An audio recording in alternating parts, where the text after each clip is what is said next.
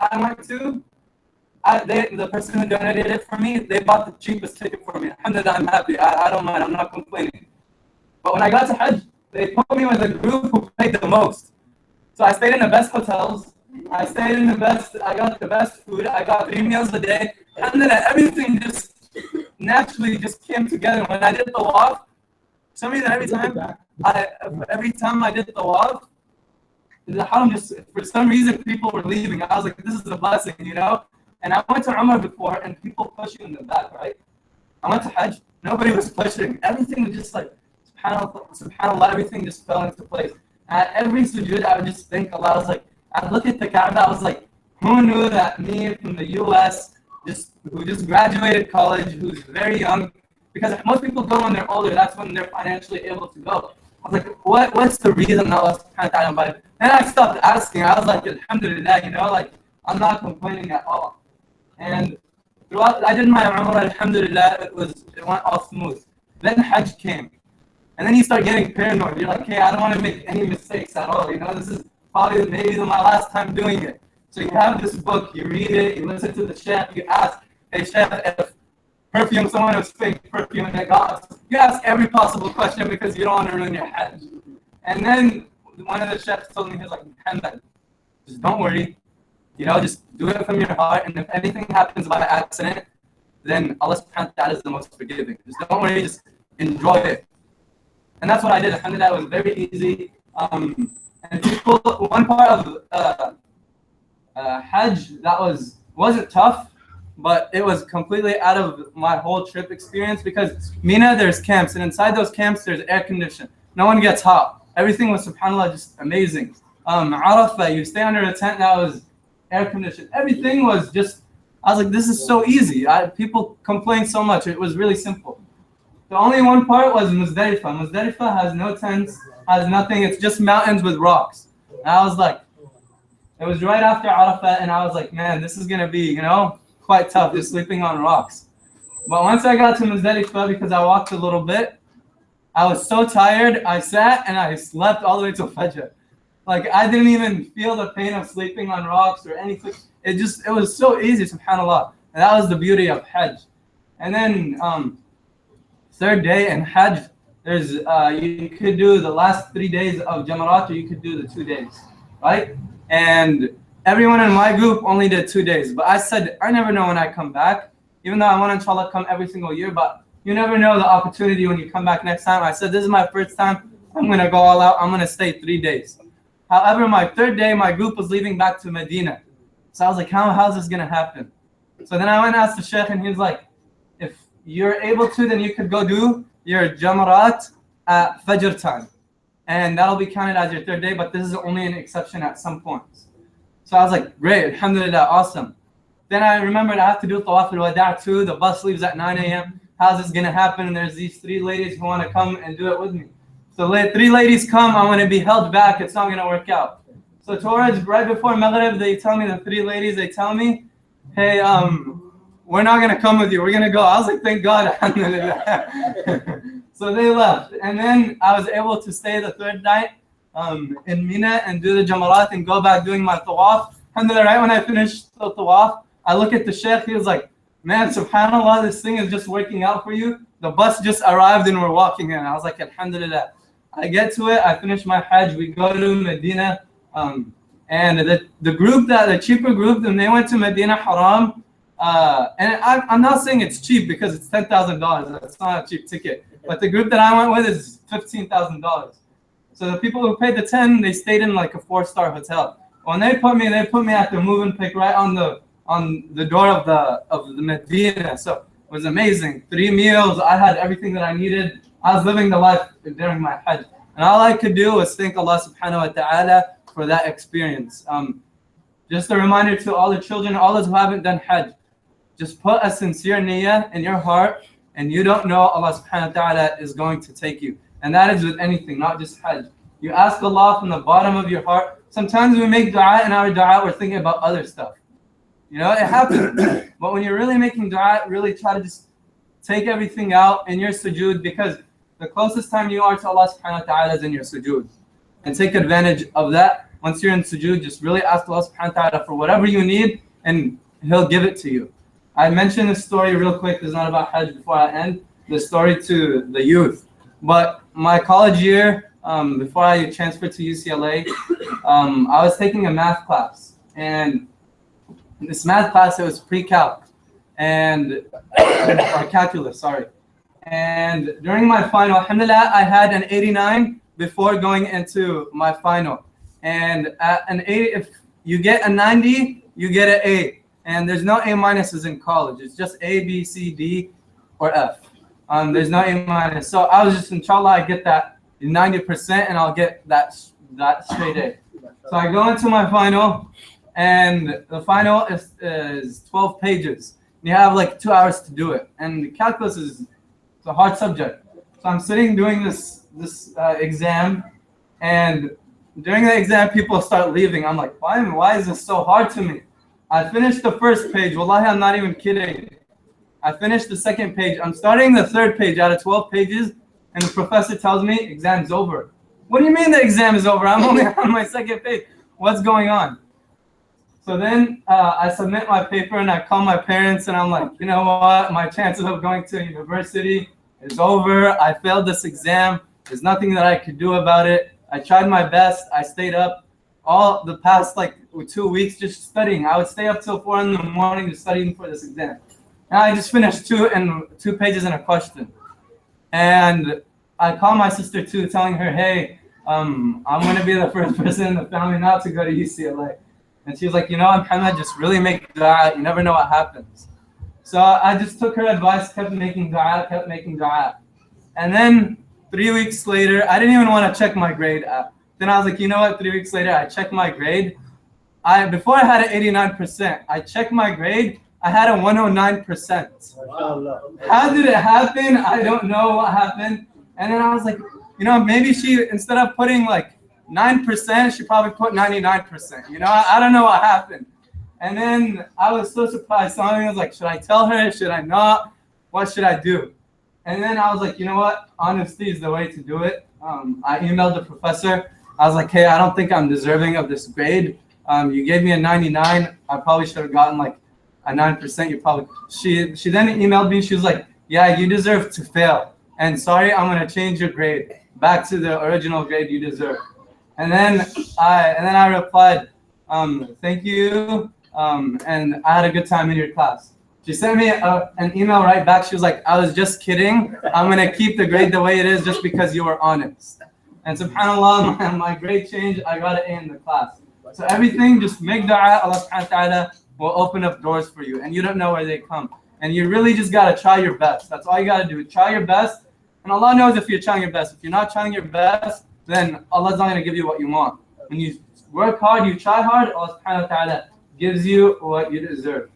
And inshallah, now Brother Ahmed, if he could come up and talk to his Hajj experience. Sorry I talked more than that I needed, but Jazakallah khairan. Thank you. Thank you very much.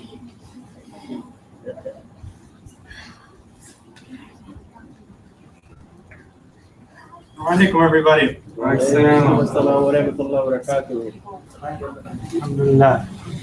So, a lot of youth here in the crowd. A lot of younger audience, alhamdulillah. How many of you guys know or understand the importance of Hajj? How this is one of the pillars of faith in our religion. Do you guys know what our 5 pillars are? Yeah.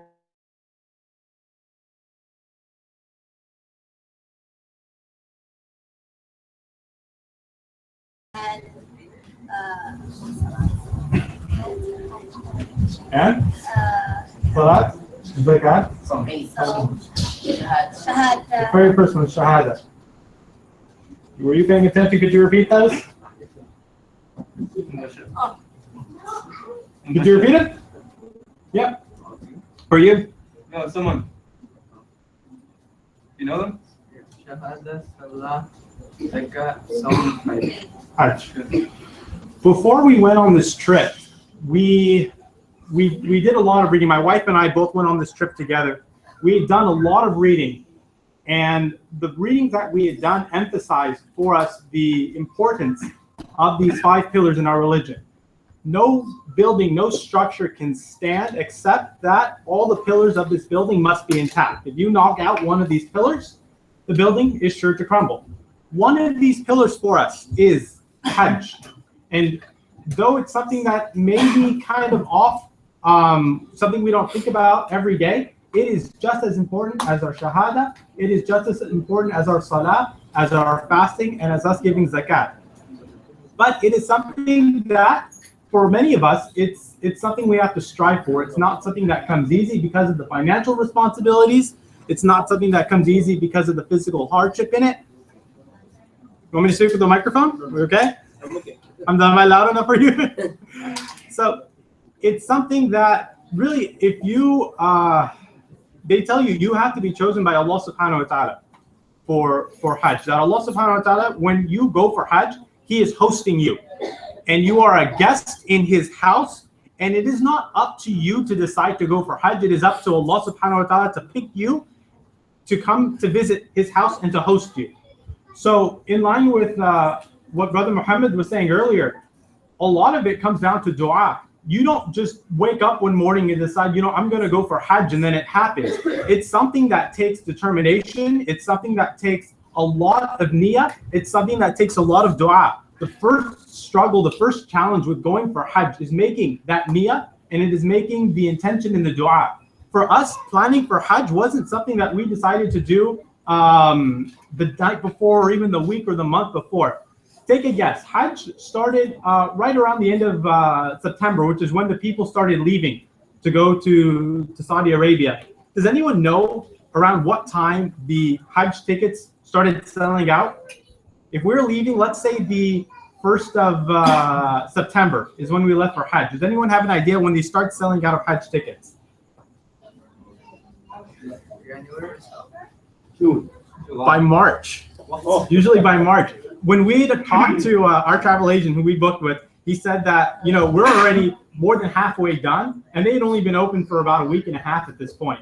By March, the tickets were already being sold out. So, but like April, at least with our agency, you couldn't go with anymore. They filled up. So you had to have the intention, you had to have the planning, the foresight to do this as far back as March.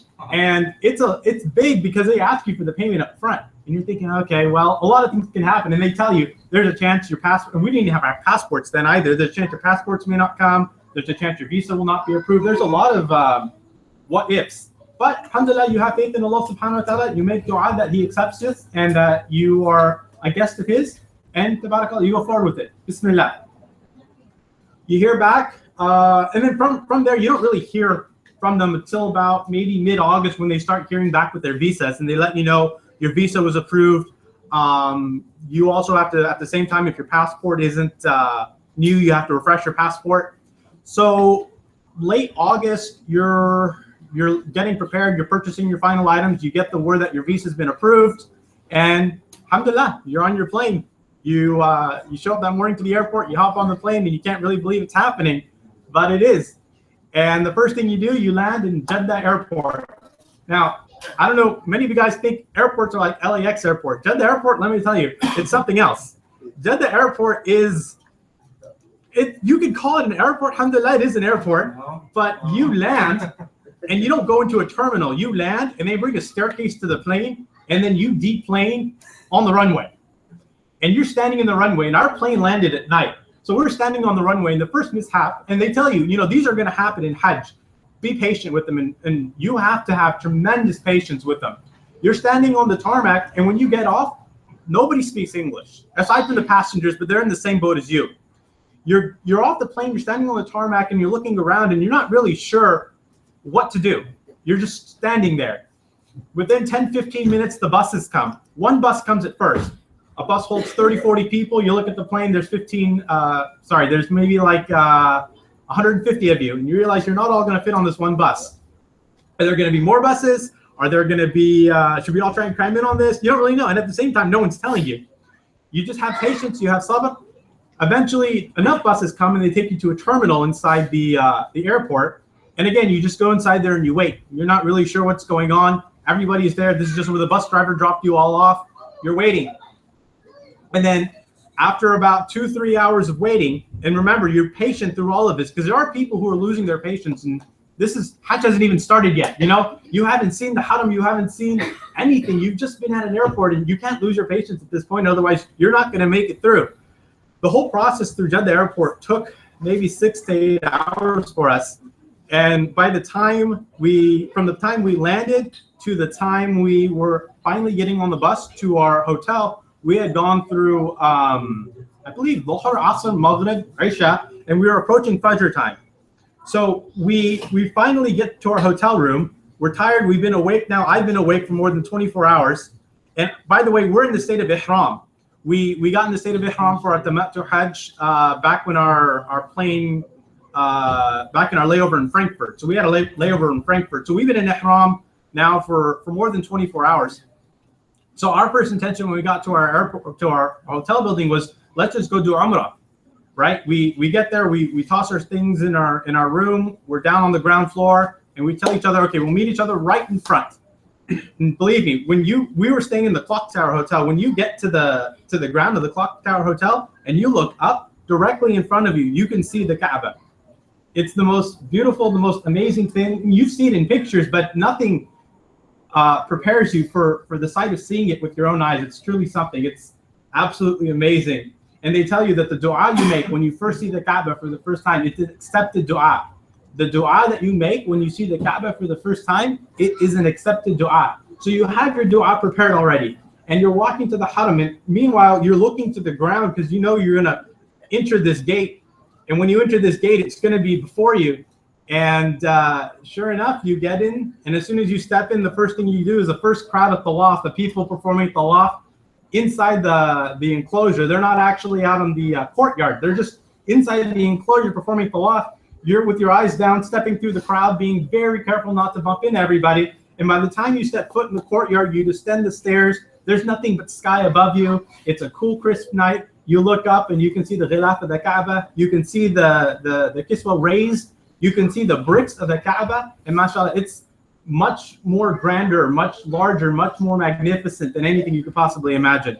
That sight alone is almost worthwhile the entire trip.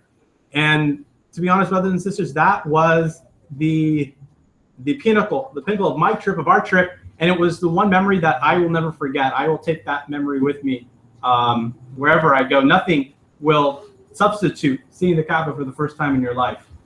So I'm not going to really go too much into detail with the rest of this. If there's specific questions, I can answer that. But inshallah, may Allah subhanahu wa ta'ala inspire, especially since we have so many youth here, may inspire all of us to inshallah one day perform the Hajj. There were a lot of youth, a tremendous amount of youth. More than half of our group were people, I would say, either newly married, probably without kids. They're, mashallah, very, very youthful, capable. The youngest kid in our package was maybe 12, 13 years old, performing Hajj with his father. So it was a sight to see, yeah. And he's going through all the rituals with the rest of us. So with that, I'm just gonna pass it to the next person who would like to speak, or if there are any questions. Sure. Questions for you? Any question for Amir Khan? Yes. What group did you go with? I went with Al Medina. Which group did you go with? Taiba. Taiba. Yes. Which group did you go with? Dar es Salaam. Dar es Salaam. Okay. There's the guy right there. Assalamu alaikum. As you can see, I still have a little bit of Hajj cough. It's my wife. Everybody. Yeah. So my wife over there and I, we went to Hajj, alhamdulillah, for the first time ever. So our story, I don't want to repeat some of the stories other brothers have said, but I'll tell you a couple of personal experiences. So I went to Umrah 15 years ago with my family, right when I graduated from college. And I remember Umrah, I was just out of university. I went in, my dad did all the research, all the planning, he did all the prayers and booking the hotels. So it was a really easy trip. And I compare that to 15 years later when I went and I was responsible for doing Hajj for myself and my wife, completely different. And I have to say that this was, I've traveled a lot. Traveling is what I love doing. I met my wife on a plane. So we love to go out and see the world together. But this trip by far was the most meaningful and amazing experience that we've ever had. And I lived in Italy before. I've gone to Bangladesh and the Middle East and everything. This blows it away. But like the brothers was telling you, that the 4 pillars of Islam, which is the Salat, the Shahada, the Zakat, all those other pillars we do on a daily basis. But Hajj is the only pillar that takes the finances, the daily rituals of Salat and Shahada and everything, and combines everything into one. And it is the hardest pillar, but it's also the most rewarding. And I went with a company who I felt was the best, Dar es Salaam, my friend over there, and they took such good care of us. I mean, we stayed at the nicest hotels, had the best food. That's all extra. What's more important is the sheikhs that we had, the resources of people that we had on staff to ask about the rituals of Hajj, the Islamic traditions. Any question that me and my wife had, or my friends who were in the group, we had people there, like brother Dr. Muslim Siddiqui. Everybody knows Dr. Siddiqui. He was there with us. And it was so amazing to have Dr. Siddiqui sitting and giving us lectures, and giving lectures in front of almost 1,000, 1,500 people from our group. So we were very blessed to have that.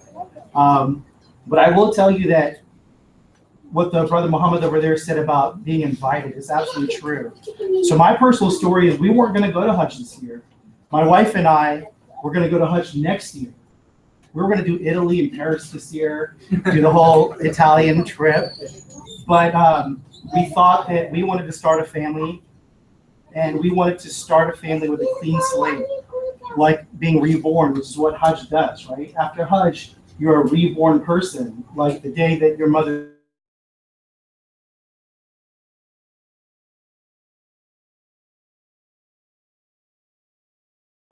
can we do it in 2016? And literally within a few minutes, we're like, yes, we can. It was a very easy decision.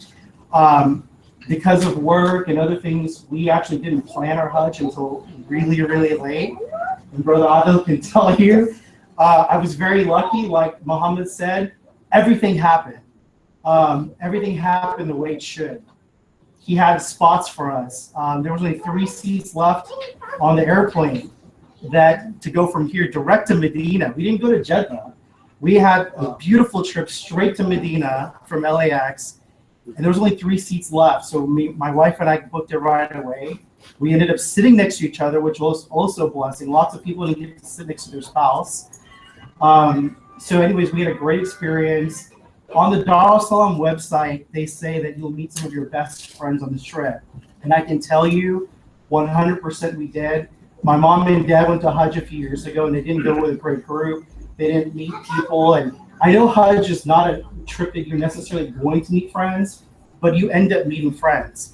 And some of our best friends now are people that we went to Hajj with, because nobody in this world is going to understand the same experiences that we went through, especially Mina, especially being sick.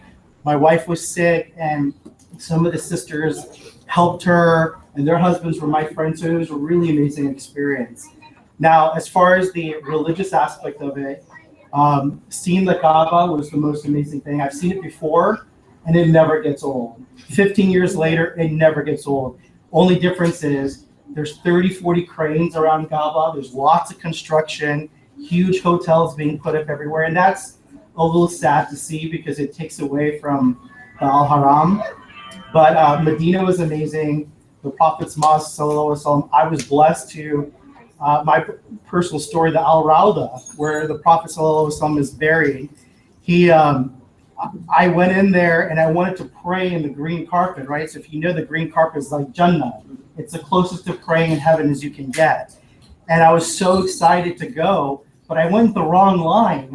And I went to the line that was to say salam to the Prophet, Abu Bakr, and all of them, right? So, which was fantastic. But I had the hardest time coming back around and going. And I was so lucky because everybody fights. It's very violent. not that people want to fight, and I learned this, the people who go to Hajj from the different parts of the world, they're not being violent because they're violent in nature. We're so lucky sitting here in Southern California in our beautiful brand new mosque built, in our nice cars, our nice apartments and houses. These people come from third world countries where they're in a lottery system to go to Hajj. And they only have one shot in their entire life to go. So I learned this being there, and I was very tested. My patience was tested.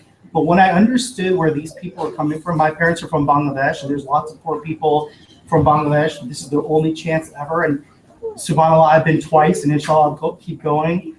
I took a step back, and I let these people, if they want to push and nudge, and I'll let them go, because that's really what Allah wants to see, is like, how patient are you? How nice are you going to be to people? They don't have the concept of the LAX airport or the systematic lines that we have here, but they're there for the exact same reason we are, which is to be reborn, which is to see Allah's house.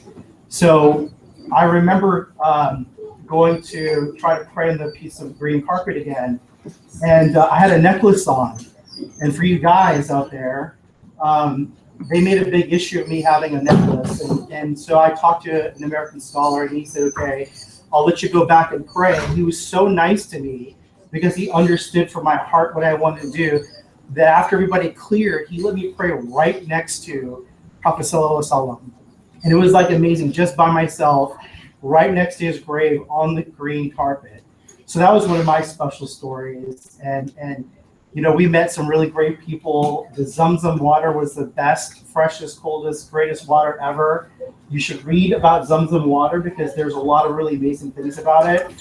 And even though my wife and I and our friends were so tired doing tawaf in 108 degrees, 110 degrees, you drink that water and you see the Kaaba and you're not tired anymore. It's like this amazing feeling inside. So for all of you out there who are thinking about doing Hajj, it's super easy. You make the niyah, like the brother said before me, make the intention that you want to go, and do it sincerely, and it's going to happen. It's really going to happen. It's going to change your life. It's changed mine and my wife's life already. And I'm already excited to go back to Umrah. And I'm so excited about the experience I had that I talked to Dar es Salaam, the group I went with, to try to be a volunteer and help them in the future so that I can help take people there and encourage them to go to Hajj and help give them the same experience that I got. So that was my experience. It was sad saying goodbye to the Kaaba, and I remember my wife and I walking. We had to catch our bus.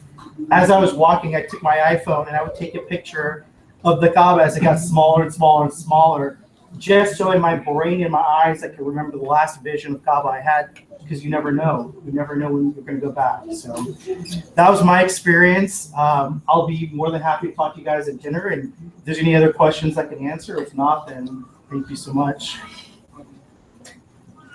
Thank you. Thank you. Do the sisters want to come and talk about their Hajj experience? Yes? Would the sister want to do it? Yes? No? No? Yes? No? Okay, I'll bring the mic here. Okay.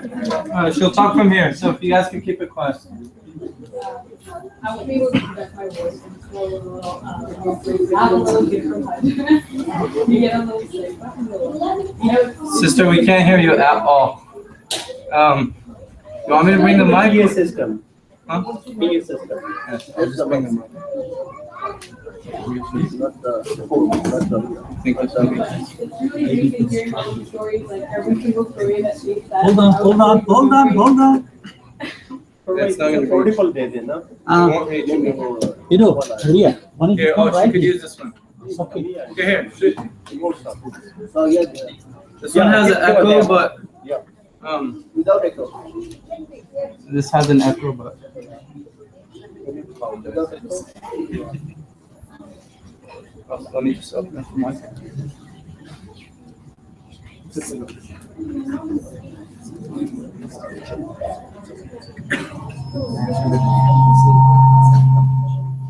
off this one.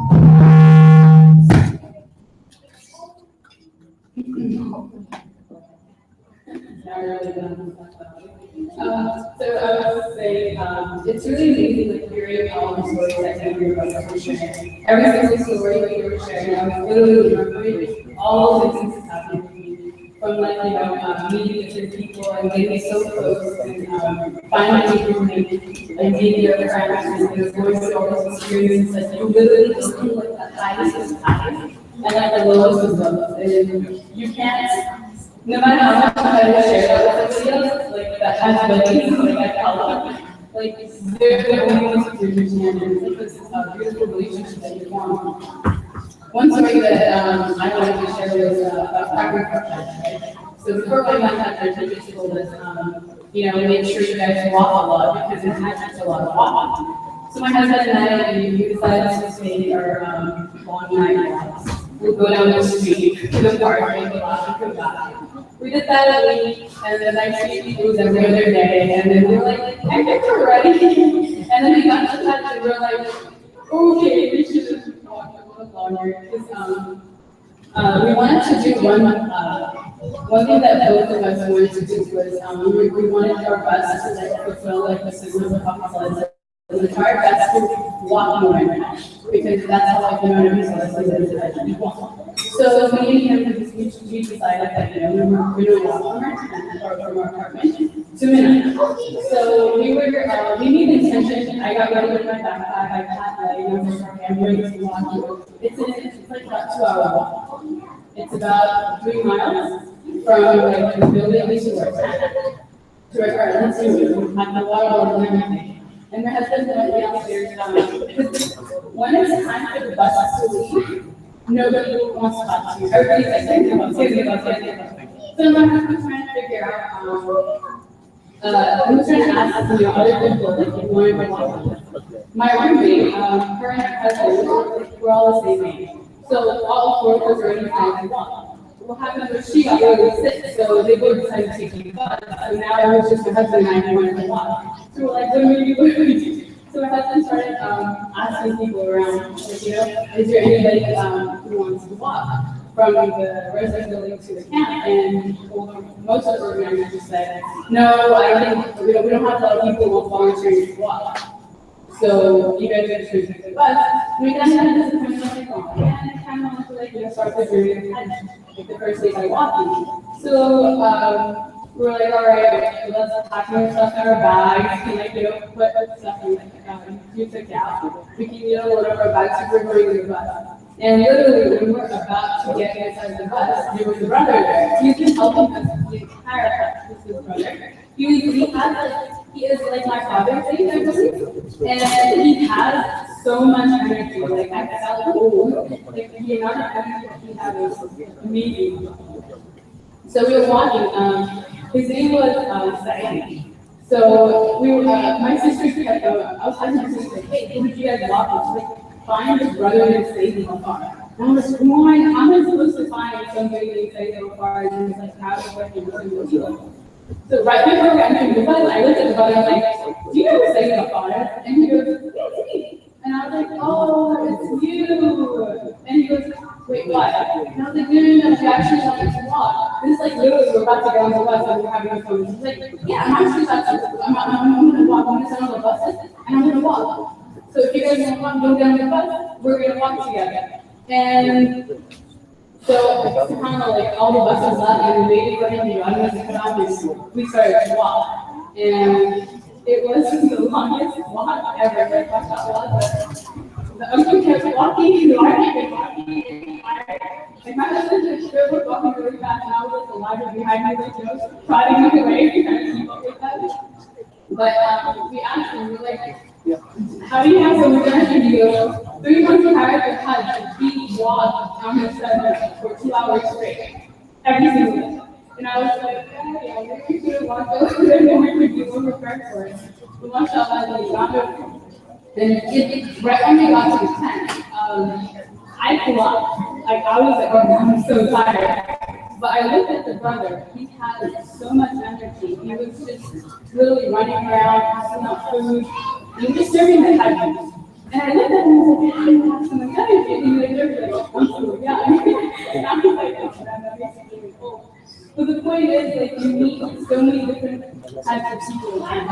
Some can be very, some can be very nice. Some can be very rude to you. Some can, get angry. But most of the time, you will only meet people who are so generous, so giving, and this all comes back to the purpose, the reason why you want to be.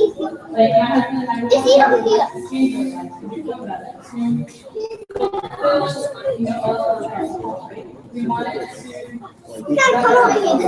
feel that we wanted to everybody just comes to better. And you see, like, literally, like, every single type of country, like, you name it, you've seen every single kind of people. They're all different, they have different languages, but everybody like the same. Everybody is the same. And that's kind when you're doing a lot and you have like 5 people communicators that you're literally very good at people that you're walking to that and you realize that this is what you're you're just and then following the community.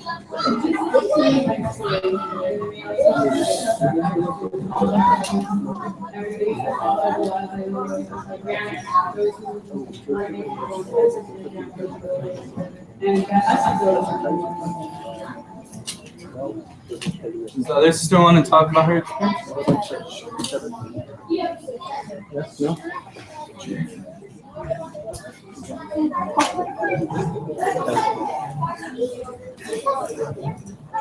Jazakallah khairan. Real quick, I want to build off the points that they said.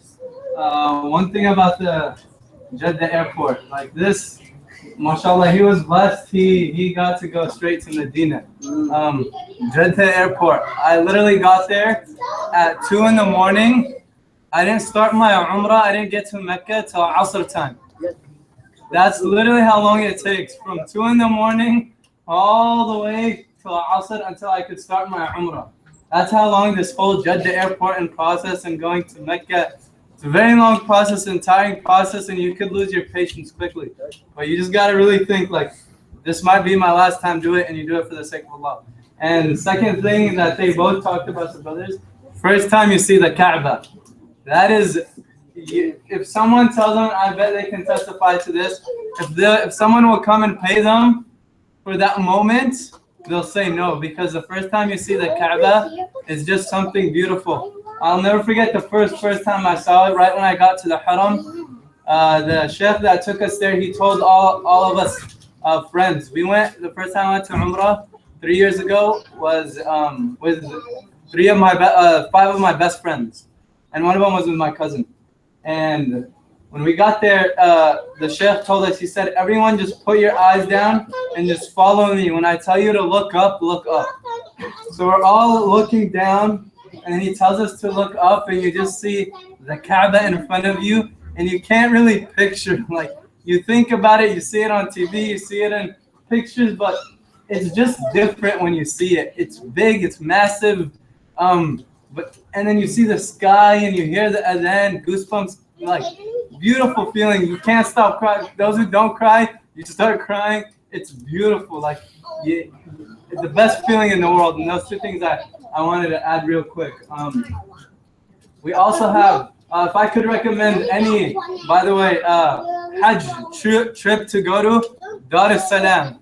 I didn't go to Dar es Salaam, but the way I saw them treating their customers, they had a cart that would drive them under Mina and back. I was just like, man, I wish I could get on this cart. And if I knew Brother Adil was there, by the way, Brother Adil, he's going to come and talk to us. He's on behalf of Dar es Salaam.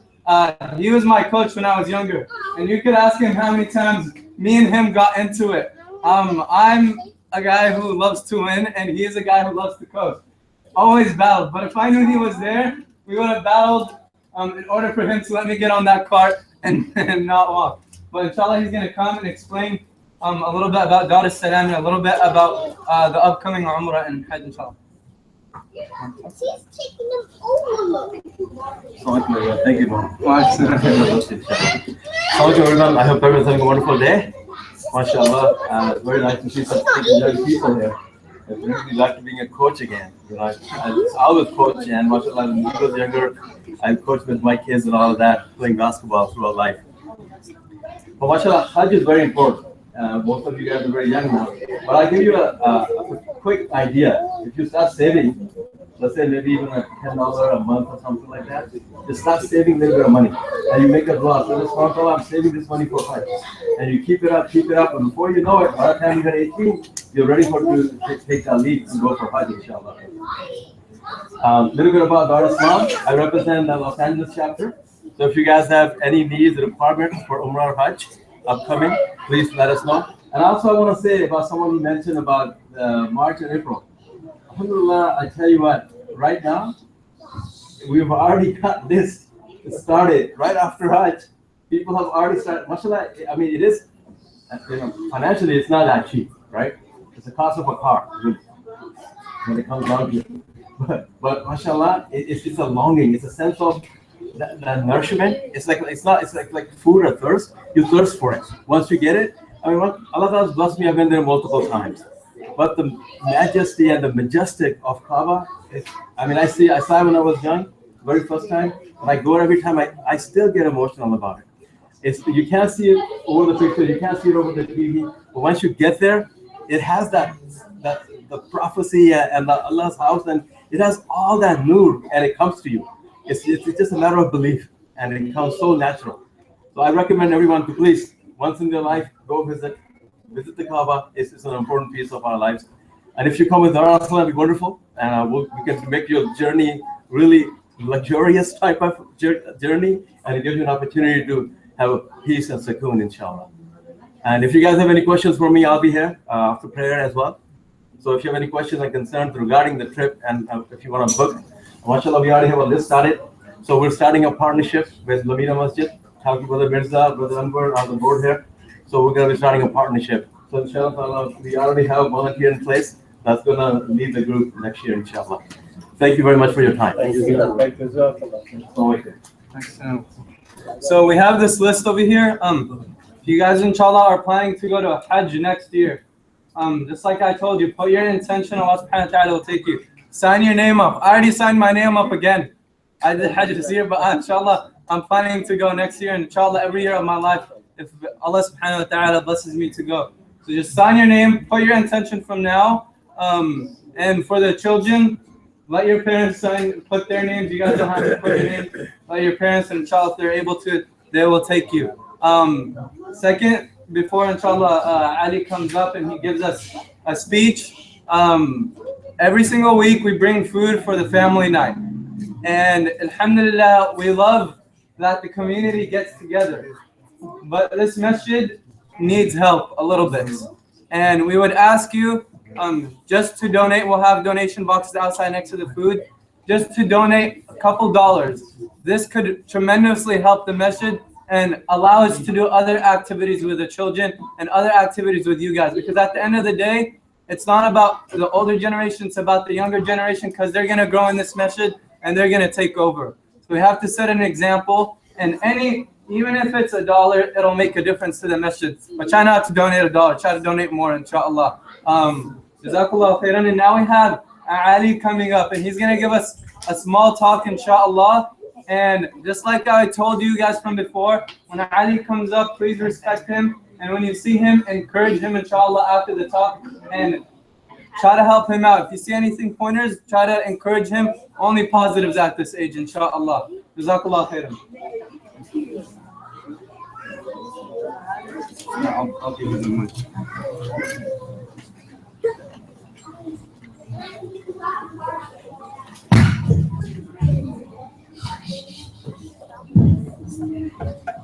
Assalamu alaikum wa rahmatullahi wa barakatuh. I'm going to start with a story, and there's going to be the moral of it. Okay, there was a country a long time ago where the people would change the king every year. The person who would become the king had to agree to contract whereby he will be sent to an island after his 1 year of being a king. Each year, the king would finish his term, and it was time for him to go to the island and live there. The people dressed him up in expensive clothes and put him in an elephant and took him around the cities to say goodbye to all the people. This was a moment of sadness for all the kings who have ruled there for 1 year. After saying goodbye, the guards took the king with a boat to the remote island and left him there.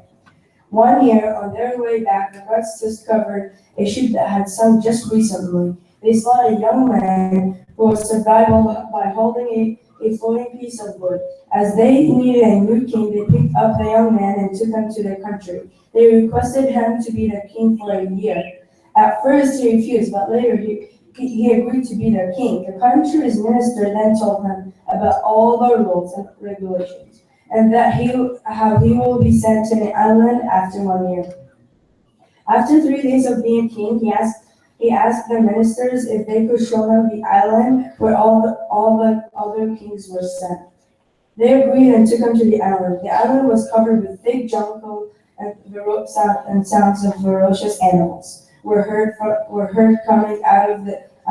The new king ventured just a little bit and discovered that a lot of the kings the past years their dead bodies. The young new king then went back to the country and requested the people to provide him with 100 strong workers. When he was provided with 100 strong workers, he took them to the island and told them to remove all the deadly animals and cut down the trees. He would visit the island every month to see how the work is progressing. In the first month, all the animals were removed and many trees were cut down. In the second month, the whole island was cleaned. The king told all the workers to cut gardens and ferocious parts of the island.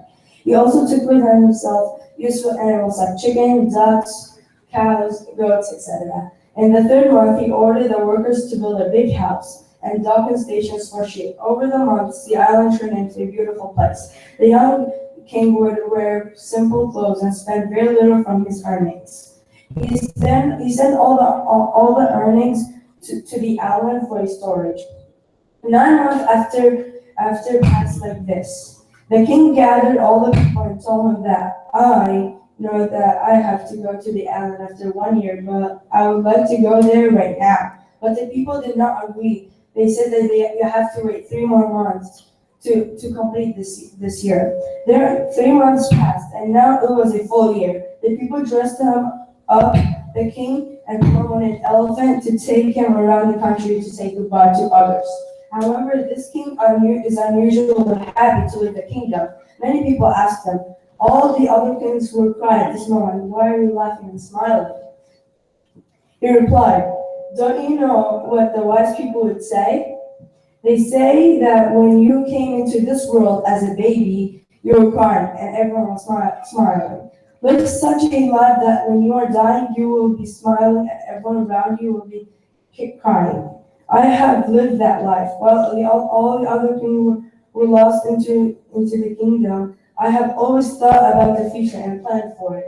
I turned the deadly islands into beautiful abode from where I can stay peacefully. This is a moral. We would take a lesson from this story about how we should always live our life. The life of this world is to prepare for the life hereafter. In this life, we shouldn't get lost into the beautiful things of this world and forget about what it comes to in the afterlife. Rather, even if we are kings, we should live a simple life, just like our beloved Prophet Muhammad ﷺ, and save all our enjoyments for the hereafter. May Allah subhanahu wa ta'ala make it easy for all of us. Thank you.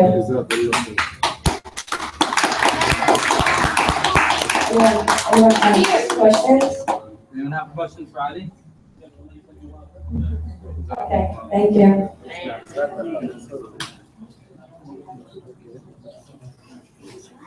Jazakallah khairan. Thank you, Ali. Just again, a quick reminder, anything can help the masjid, please. The masjid needs your help. Before you grab your lunch, donate to the masjid. it would really, really help the message. Any of the youth that wants to volunteer and give adhan? Any volunteer to give adhan, youth? Nobody? Zakaria. Okay, alhamdulillah. Oh, Mubashir. Arya, Mubashir.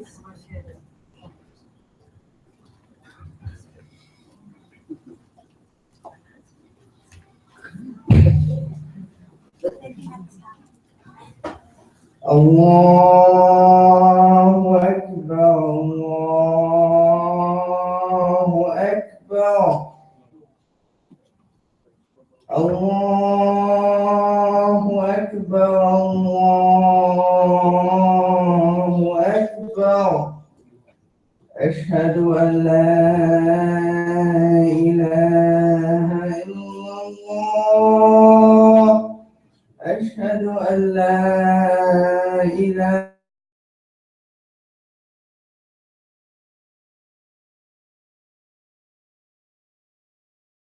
محمد رسول الله. أشهد أن محمد رسول الله. حي على الصلاة، حي على الصلاة، حي على الفلاح، حي على الفلاح. الله أكبر، الله أكبر. لا إله إلا الله.